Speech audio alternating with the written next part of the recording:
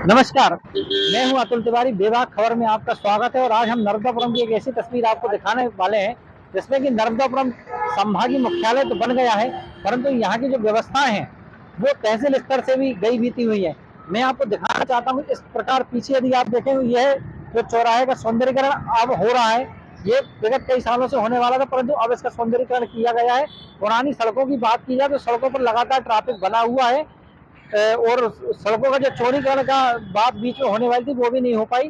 और अलग अलग स्थानों पर जो शहर में जाएंगे तो पार्किंग की एक बहुत बड़ी समस्या है, जिससे कहा जा सकता है कि तहसील स्तर पर जो व्यवस्थाएं मुहैया होती हैं वो संभागीय मुख्यालय पर कहीं पर भी पेड पार्किंग नगरीय प्रशासन के द्वारा उपलब्ध नहीं कराई गई है। यहाँ पर संभागीय मुख्यालय पर भी देखा जाए तो कई बार संभाग में प्रभारी आयुक्तों के भरोसे पर संभागीय कार्यालय को चलाया जाता है, और जो नर्मदापुरम वासी उनको संभागीय मुख्यालय की गतिविधियों को जो उनको पूरी मिलना चाहिए सुख सुविधा नहीं मिल पा रही है। लगातार इस चौराहे को, ये जो हम जिस चौराहे पर खड़े हैं सदर बाजार का व्यस्तम चौराहा है, यहाँ पर ट्रैफिक पुलिस जवान की तैनाती होना चाहिए, परंतु संभागीय मुख्यालय होने के बाद भी यहाँ पर न तो किसी प्रकार की यातायात व्यवस्था है और न ही किसी प्रकार की सुविधाएं यहाँ के आमजन को मुहैया कराई जा रही है।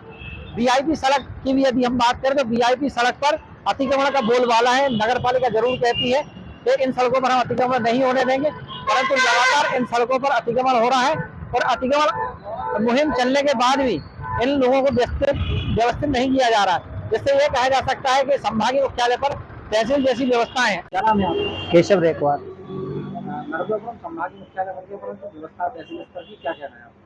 यह नर्मदा संभाग जरूर है, लेकिन यहाँ की व्यवस्था है वो तहसील स्तर की है। सड़क भी 10 साल पहले जैसी थी, ठीक है। ट्रैफिक वगैरह भी पहले जैसा नहीं है, मतलब कि हर जगह ट्रैफिक के कर्मचारी भी नहीं रहते हैं, और जगह जगह जाम लग रहा है तो उसको क्लियर भी नहीं कराते, और जगह जगह खड़े हो जाते हैं, मतलब बस चालान काटने के लिए, लेकिन उतनी अच्छी व्यवस्था नहीं मिल पा रही है। और भैया होशंगाबाद में अपनी मतलब पार्किंग व्यवस्था भी बिल्कुल नहीं है। कहीं भी जाते तो बीच रोड पे गाड़ी खड़ी करना पड़ता है, और उससे मतलब यातायात बहुत प्रभावित होता है।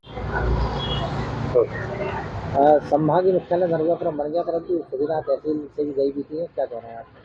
यहाँ संभागीय मुख्यालय होने के बाद भी सुविधाएं तो तहसील स्तर से भी गई बीती हैं।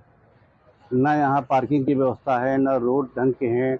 यातायात वाले जो है ना कोई व्यवस्था करते नहीं, और हर कहीं चालान काटते रहते हैं। नगर पालिका भी लूट मची है, और जो है ना कोई ढंग से काम करती नहीं है, न साफ सफाई और न कुछ नहीं है। यहाँ तो लूट मची है बस। नर्मदापुरम संभाग मुख्यालय पर तहसील जैसी व्यवस्था, क्या कहना है आपका? यहाँ पे संभाग मुख्यालय होने के बाद भी मूलभूत सुविधाएं उपलब्ध नहीं है। जैसे 20 साल पहले जो रोड थी वो भी आज शायद वैसे ही रोड है, सकड़ी रोडों पे अतिक्रमण, न पार्किंग, ऐसी कोई भी सुविधा नहीं है जैसे मुख्यालय में होना चाहिए। जैसा होशंगाबाद शहर था, नाम बदलने से नर्मदापुरम जिला और मुख्यालय नहीं बदला है। जैसा होशंगाबाद था वैसा ही नर्मदापुरम अभी भी है। नर्मदापुरम संभाग से इसका नाम बदलकर होशंगाबाद से नर्मदापुरम तो कर दिया गया है, और यहाँ पर सारी व्यवस्थाएं वो एक तहसील स्तर की है। यहाँ पर अस्पताल में आईसीयू तो बन गया है, जो कोविड के समय बन गया था, पर अभी तक वो आईसीयू चालू नहीं हुआ है। यहाँ शिक्षा को लेकर बात करें तो यहाँ पर बीएड कॉलेज की व्यवस्था नहीं है। यहाँ पर बीएड के लिए छात्रों को बहुत परेशान होना पड़ता है। देखिए, बात अगर नर्मदापुरम की जाए तो नर्मदापुरम को संभाग मुख्यालय का दर्जा मिल गया है, लेकिन आज भी नर्मदापुरम में कोई सुविधाएं उपलब्ध नहीं है। भारतीय जनता पार्टी के 20 साल होने को आए हैं शासन को, और आज नर्मदापुरम की हालत इतनी बद से बदतर हो गई है कि नाम बदलने के बाद भी आज घर घर शराब बट रही है। धार्मिक नगरी होने के बाद घर घर शराब परोसी जा रही है। रेत का अवैध उत्खनन हो रहा है। अगर नर्मदापुरम नगर पालिका की बात की जाए तो भ्रष्टाचार से युक्त है। यहाँ पे सड़कों की बहुत बुरी हालत है, पार्किंग की जगह नहीं है, रोडों पे दुकानें ठसी हुई हैं, जमीनों पे, शासकीय ज़मीनों पे अतिक्रमण हो रहे हैं, नालों पे अतिक्रमण होकर दुकानें बनी हैं।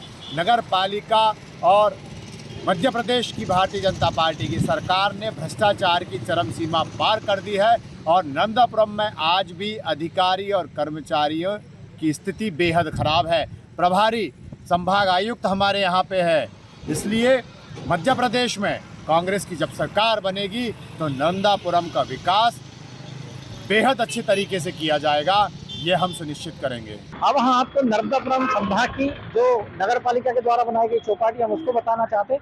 इन नगर पालिका के द्वारा चौपाटी की व्यवस्था तो नेहरू पार्क के पास कर दी गई है, परंतु चौपाटी के सामने किसी भी प्रकार वाहनों को खड़े करने की व्यवस्था नहीं बनाई गई, जिसके कारण देर शाम जो यातायात की व्यवस्था यहाँ पर रहती बिल्कुल शून्य हो जाती।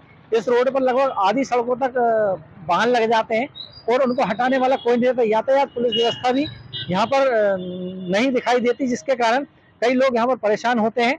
और देर शाम देखने में यह भी आया कि इन जो वाहन खड़े रहते हैं यहाँ पर आपस में दुर्घटनाओं का शिकार होते हैं। जबकि नगर पालिका नर्मदापुरम के द्वारा जो चौपाटी की व्यवस्था की गई थी, उसके बाद यहाँ पर एक पेड पार्किंग की व्यवस्था इस चौराहे पर करना था, जिसके चलते लगातार जो अव्यवस्थित नर्मदापुरम हो रहा है इसको रोका जा सकता था।